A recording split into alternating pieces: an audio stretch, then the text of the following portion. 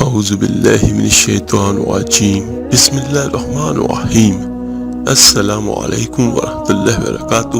میرے عزیز بھائیوں بہنوں اور بچوں، آج کا جو ہمارا ٹاپک ہے یہ مراقبے کے بارے میں ہے۔ بہت سارے بچیاں پوچھتے ہیں کہ یہ کس طرح کر سکتے ہیں اور یہ کیا ہوتا ہے۔ تو آج کی اس ویڈیو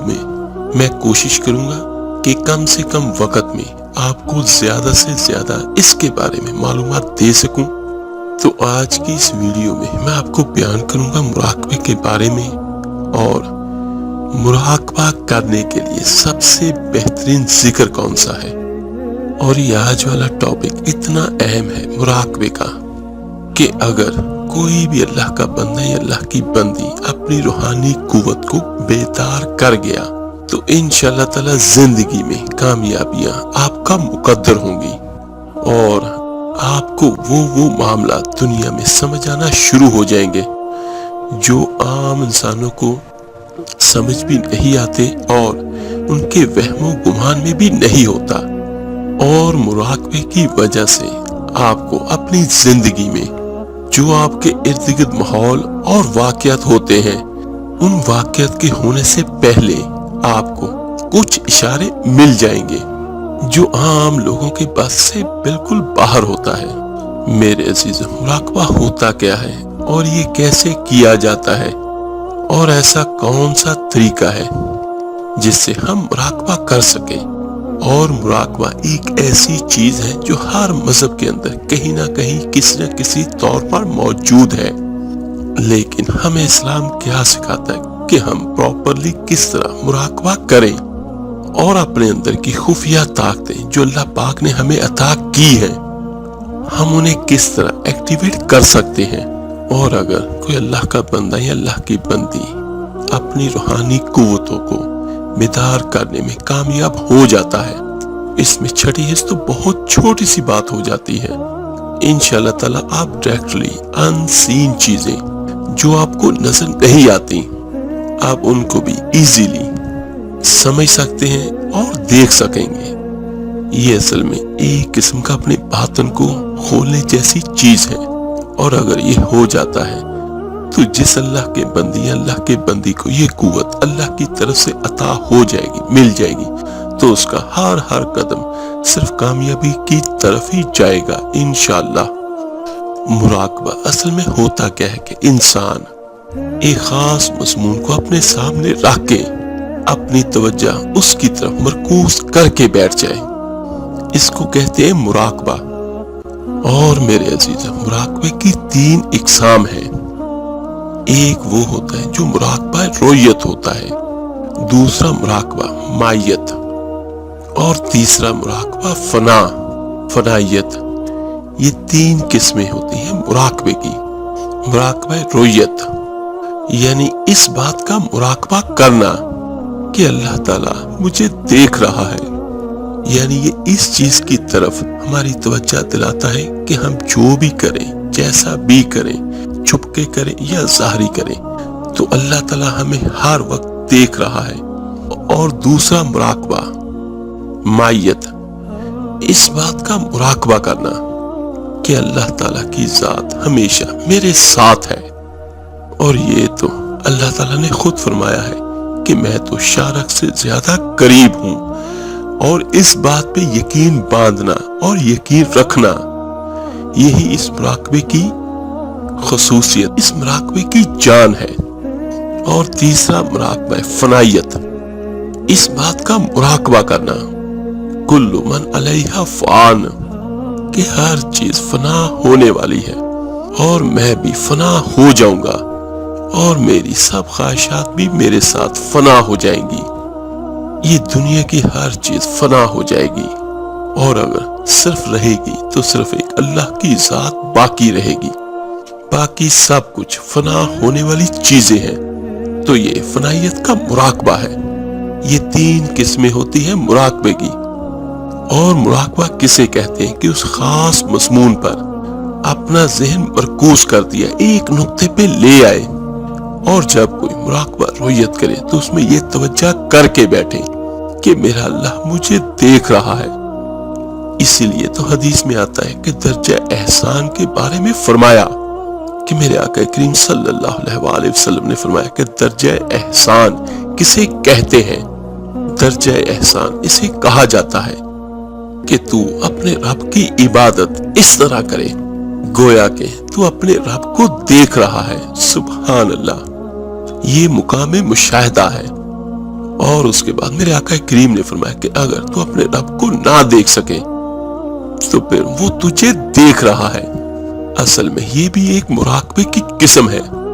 تو گویا مراقبے کے اندر ہم لوگ یہ تصور کرتے ہیں کہ اللہ تعالیٰ کی ذات مجھے ہر وقت ہر جگہ دیکھ رہی ہے، اور یہاں یہ تصور باندھنا کہ ہم اللہ کو دیکھ رہے ہیں، اور ظاہری سی بات ہے اللہ کو دیکھنے کا مقام مشاہدہ ہر کسی کو تو نصیب نہیں ہوتا۔ اسی لیے میرے آقا کریم صلی اللہ علیہ وآلہ وسلم نے فرمایا کہ مقام مراقبہ تو رکھو، یہ تصور تو کرو کہ اللہ مجھے دیکھ رہا ہے، اور جب ہمارا یہ تصور ہو جائے گا کہ اللہ ہمیں دیکھ رہا ہے تو پھر ہم پھونک پھونک کر قدم رکھیں گے۔ جیسے دنیا میں انسان یہ دیکھتا ہے کہ میں کوئی برا کام کروں گا تو مجھے کوئی نہ کوئی دیکھ رہا ہے، اگر میں چوری کروں گا یا کوئی بھی ایسا کام کروں گا تو کوئی نہ کوئی تو ذات ہے جو مجھے دیکھتی ہے، تو پھر بندہ سنبھل کے کام کرتا ہے۔ اور جب ہم یہ اپنا تصور باندھ لیں گے کہ میرا اللہ مجھے دیکھ رہا ہے تو پھر ہر قدم ہم پھونک پھونک کر رکھیں گے کہ میرا اللہ مجھے دیکھ رہا ہے، اور کل کو اللہ کو کیا جواب دیں گے جب اللہ ہمیں اپنے سامنے کھڑا کرے گا۔ یہ مراقبہ ہے، اور جب انسان مراقبے میں بیٹھتا ہے تو اس پر بسا اوقات کچھ انوارات ظاہر ہونا شروع ہو جاتے ہیں، کچھ نور ظاہر ہوتے ہیں۔ ظاہر ہے کہ وہ انوارات اسی بات کے ہیں کہ انسان اللہ کے ذکر میں، شغل میں، تقوی میں اور اللہ تعالیٰ کی طرف دھیان میں اپنی زندگی گزار رہا ہے۔ وہ بندہ یا اللہ کی بندی علم شریعت کا بھی پابند ہے، علم طریقت کا بھی پابند ہے، اور علم حقیقت کا نور بھی اللہ نے اس کو عطا کر دیا۔ اور اب جو کوئی اس طرح مراقبہ کرے گا تو انوارات ظاہر ہوں گے۔ اور علماء کرام نے لکھا ہے کہ بعض اوقات نور ظاہر ہوتا ہے، اور فرمایا علماء کرام نے کہ نور اگر سفید رنگ کا ظاہر ہو اور آپ کی دائیں طرف ظاہر ہو تو سمجھو کہ یہ فرشتوں کا نور ہے، یعنی یہ ملائکہ کا نور ہے۔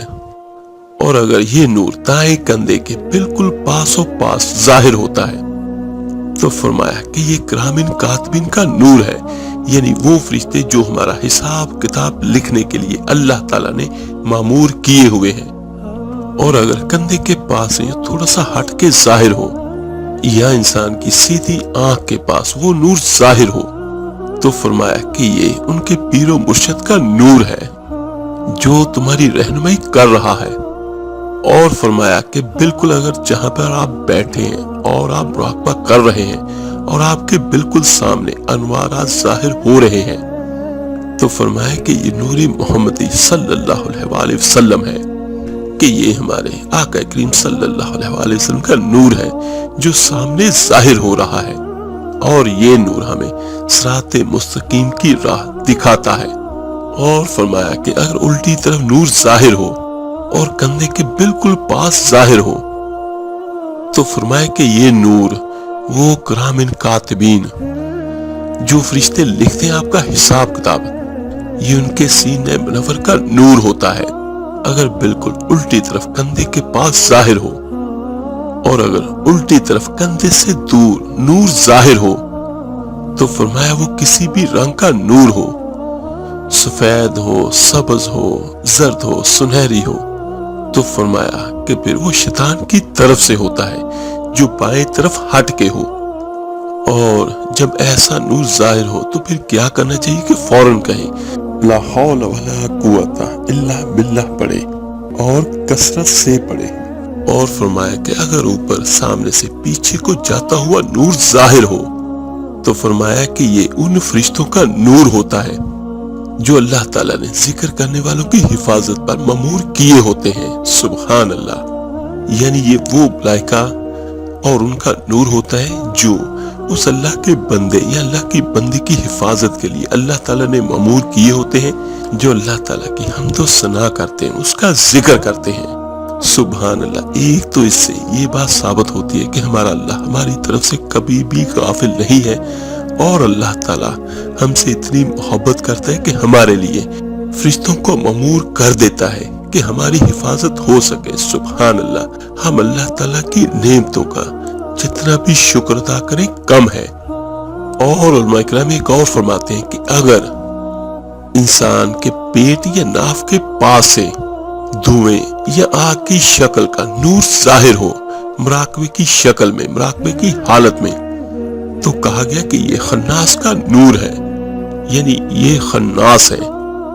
جو قرآن مجید میں بھی ہے کہ وصف سے ڈالنے والے خناس۔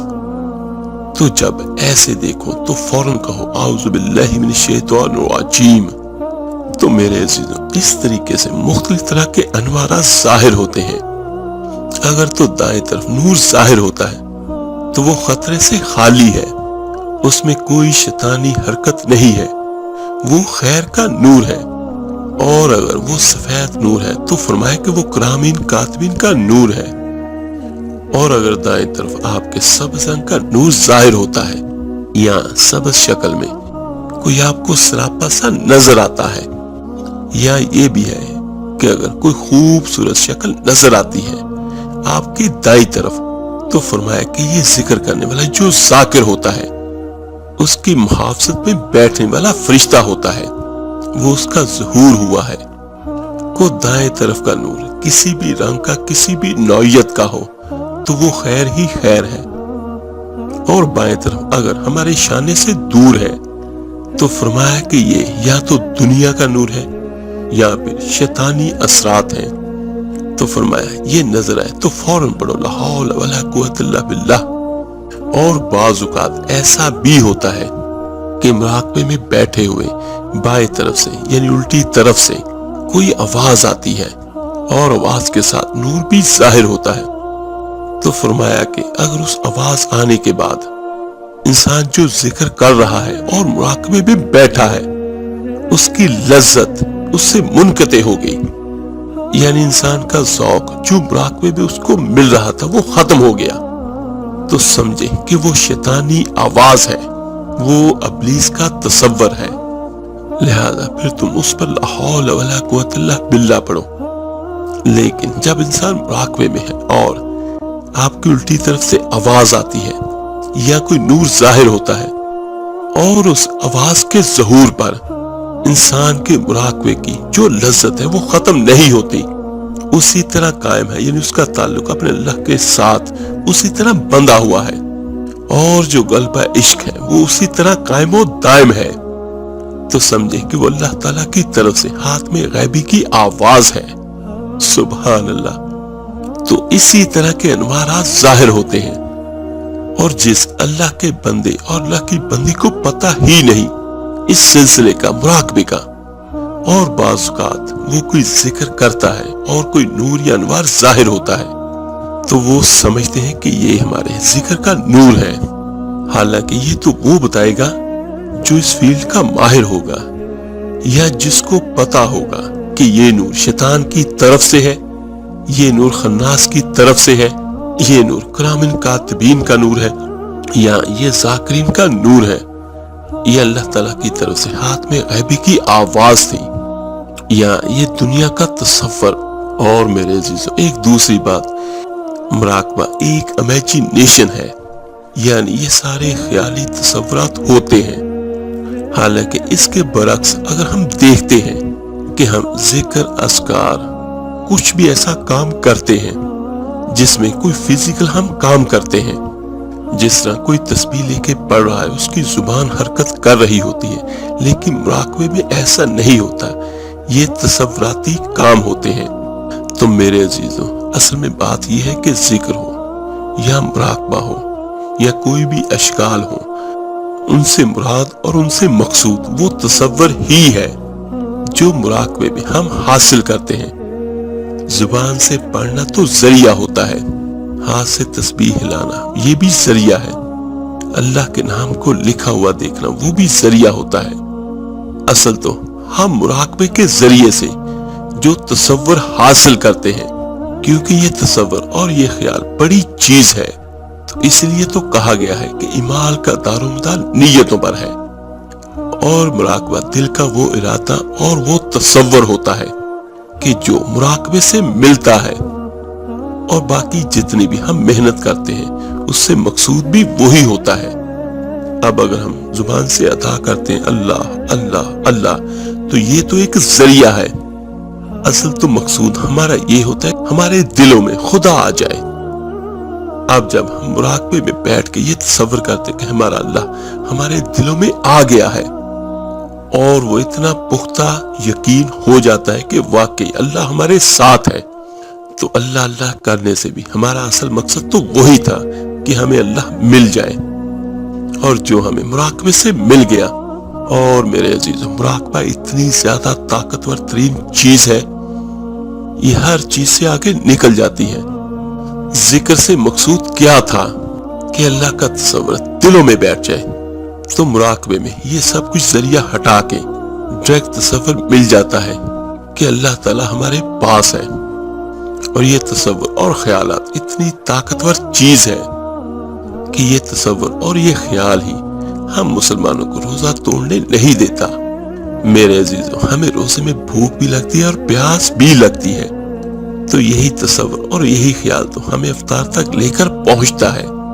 ورنہ میرے عزیزو، بھوک لگتی ہے، پیاس بھی لگتی ہے، اگر یہ خیال اور یہ تصور نہ ہو کہ ہمارا اللہ ہمیں دیکھ رہا ہے، ہم تو فوری کھا لیں، لیکن ہمارا تصور اور خیال کیا ہوتا ہے کہ نہیں، یہ روزہ ہے اور یہ شام کو افطار ضرور ہوگا، اور اگر میں نے اس سے پہلے کچھ کھا لیا یا پی لیا تو اللہ کو کیا جواب دوں گا، کیونکہ وہ تو سب کچھ دیکھتا ہے۔ اور یہ تصور اور یہ خیال ہم جب باندھتے ہیں تو یہ بھی آپ لوگوں نے دیکھا ہوگا کہ ہماری بھوک کی وہ شدت نہیں رہتی، روزے کے درمیان میں ہمیں تسکین اور صبر مل جاتا ہے۔ اور میرے عزیزوں، اسی صرف ایک تصور نے ہماری بھوک اور پیاس کو تو مٹا دیا۔ یہ دیکھیں کہ ہمارے تصور اور خیالات کی طاقت اتنی ہوتی ہے، اور اللہ پر یقین بھی ہوتا ہے کہ ہمارا اللہ ہمیں دیکھتا ہے۔ میرے عزیزو، روزے میں ہم اس کا تجربہ کرتے ہیں، لیکن عام حالات میں ہم لوگ اس چیز کی طرف جاتے ہی نہیں ہیں۔ اور میرے عزیزو، اس کی ایک چھوٹی سی اگزامپل میں یہ بھی آپ کو بیان کرنا چاہوں گا، ٹیلی پیتھی اور ہپناٹزم، یہ بھی خیالات کی طاقت ہی ہوتی ہے۔ تو میرے عزیزو، میں نے کوشش کی ہے کہ تھوڑا سا شارٹ الفاظ میں آپ کو بیان کر سکوں۔ تو چلتے ہیں اپنے عمل کی طرف، کہ سب سے بہترین جو عمل ہے مراقبے کا، وہ اللہ تعالیٰ کے نام کا ہی ہے۔ جو بھی میرا بھائی یا میرا بہن مراقبہ کرنا چاہے، جو بھی اس کی نیت ہو، تو اس کو روزانہ کیجئے گا۔ آپ ایک مخصوص جگہ اور ایک وقت مقرر کر کے کیجئے گا۔ اور دوسرا، اس میں یہ سب سے امپورٹنٹ بات یہ ہے کہ آپ نے اس جگہ پہ کرنا ہے جہاں پہ کوئی بھی کسی بھی قسم کی آواز آپ کو ڈسٹرب نہ کر سکے، کیونکہ مراقبہ کیا ہے کہ ہم نے ایک جگہ پر اپنا ذہن لگانا ہے کہ ہم اللہ کو دیکھ رہے ہیں یا اللہ ہمارا ہمیں دیکھ رہا ہے۔ تو اس کو آپ سٹارٹ میں اللہ صمد کو پڑھیں، لیکن زبان کے ساتھ نہیں، آپ نے صرف اس کو دل کے ساتھ ادا کرنا ہے، اور دل ہی دل میں پڑھنا ہے، اور ساتھ ساتھ آپ نے یہ بھی اپنی توجہ مرکوز کرنی ہے کہ ہمارا رابطہ ہمارے اللہ کے ساتھ ہو رہا ہے۔ تو سٹارٹ میں آپ صرف اس کو 10 منٹ کریں، اندازے سے کر لیں، اس کے بعد آپ اس کو بڑھاتے رہیں، تو انشاءاللہ تعالیٰ یہ اتنا زبردست عمل ہے کہ یہ ساری دنیا کے آپ کے کاموں کے لیے یہ ایک ہی مراقبے کا، اس اللہ صمد کا عمل کافی ہے، اور اس سے آپ کو تجلیات بھی ملیں گی، انوار بھی ملیں گے، اللہ تعالیٰ کی رحمتیں بھی ہوں گی، اور جس بندے کو یا اللہ کی بندی کو یہ حاصل ہو گیا تو یقیناً دنیا اس کے نیچے ہوگی۔ اس کے ساتھ ایک اور چیز بھی یاد رکھیے گا کہ کسی بھی روحانی کام کو کرنے کے لیے یا پایا تکمیل تک پہنچانے کے لیے کچھ ضروری کام بھی ہوتے ہیں کہ اپنے آپ کو صاف ستھرا رکھیں۔ خوشبو انسانی ذہن کو سکون دیتی ہے، اس کا استعمال ہو، صاف ستھرا ماحول ہو، وہاں بیٹھ کے آپ اللہ کو یاد کریں اور دل ہی دل میں پڑھیں، اور اس کے بعد آپ کی نیت یہ ہو کہ میرا اللہ میرے قریب ہے اور میرا تعلق میرے اللہ کے ساتھ جڑ رہا ہے، تو اس سے انشاءاللہ تعالی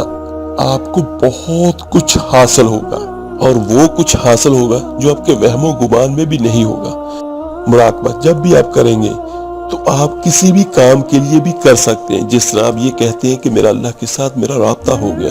تو اپنی جو بھی مشکل ہے، جو بھی حاجت ہے، وہ بھی ساتھ ہی اللہ کو بیان کر دیں، تو انشاءاللہ تعالی میرا اللہ اس کا حال بھی ضرور ظاہر کرے گا۔ اور مراقبے سے چھپی ہوئی چیزیں بھی ظاہر ہوتی ہیں، یہ بھی ذہن میں رکھیے گا۔ تو یہ بھی زیادہ بہتر ہے کہ جب بھی آپ مراقبہ کرنا بیٹھیں تو 7 بار آیت الکرسی پڑھ کے حصار باندھ کے پھر مراقبہ کریں، اور پھر میں کہہ رہا ہوں کہ بالکل تنہائی میں کیجیے گا، خوشبو بھی لگا لیجیے، اور اس کے بعد اللہ الصمد کا ورد کریں، اپنی دل کی زبان کے ساتھ، ظاہری زبان سے نہیں کرنا۔ اللہ تعالیٰ سے دعا ہے اللہ تعالیٰ آپ کو، مجھے، ہم سب کو اپنی رحمت سے مالا مال کر دے، آمین ثم آمین۔ آپ میرے لیے دعا کیجئے گا، میں آپ سب کے لیے ضرور دعا کروں گا۔ تو ملتے ہیں جلدی انشاءاللہ تعالیٰ ایک نئی وظیفے اور عمل کے ساتھ۔ اپنا بہت بہت خیال رکھیے گا۔ اللہ حافظ۔ علیہ وسلم، صلی اللہ علیہ وسلم،